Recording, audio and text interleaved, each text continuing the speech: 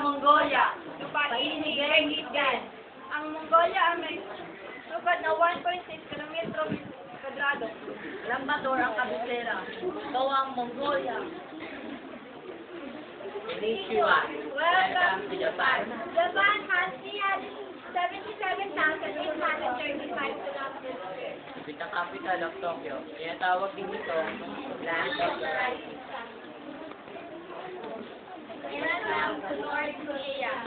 North Korea sa land area of 120,540 square kilometers. Capital, Pyongyang. North Korea, ang Amerikano kaharian. Annyeonghaseyo. Welcome to South Korea. Ang laong ng South Korea ay 98,480 kilometro kwadrado at ang capital nito ay Seoul. Tulad sa Pilipinas, Republika ang Pinay-Iran. South Korea, Dubai na rin ang mapayapang bansa. Maligayang pagdating sa Taiwan. Ang islang ito ay may sukat na 35,980 kilometers kwadrado. Ang kabisera nito ay Taipei.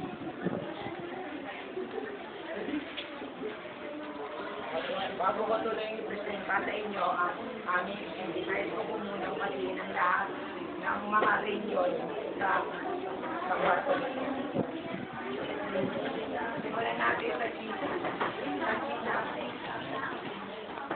meron silang pinagmamalaking Great Wall of China na itinatayo ni Qin Shi Huangdi na may sukat na 2,263 kilometro at may taas na 7.6 metro at may kapal na 4.5 metro.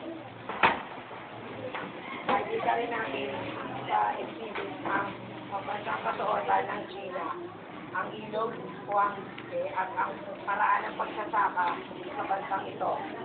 Sa Mongolia, makikita rin natin ang kanilang pambansang kasuotan. Naririyan din ang pinagmamalaki nilang Gobi Desert at Mount Altai na makikita sa timog na bahagi ng Mongolia. Japan.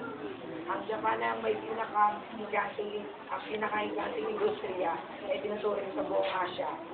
Kaya naman, makikita din sa larawan ang isa sa mga halimbawa ng industriya ito. Nandiyan din ang Golden Pavilion na matatagpuan sa bahagi timog kanluran at nasa kanluran ng lungsod ng Osaka.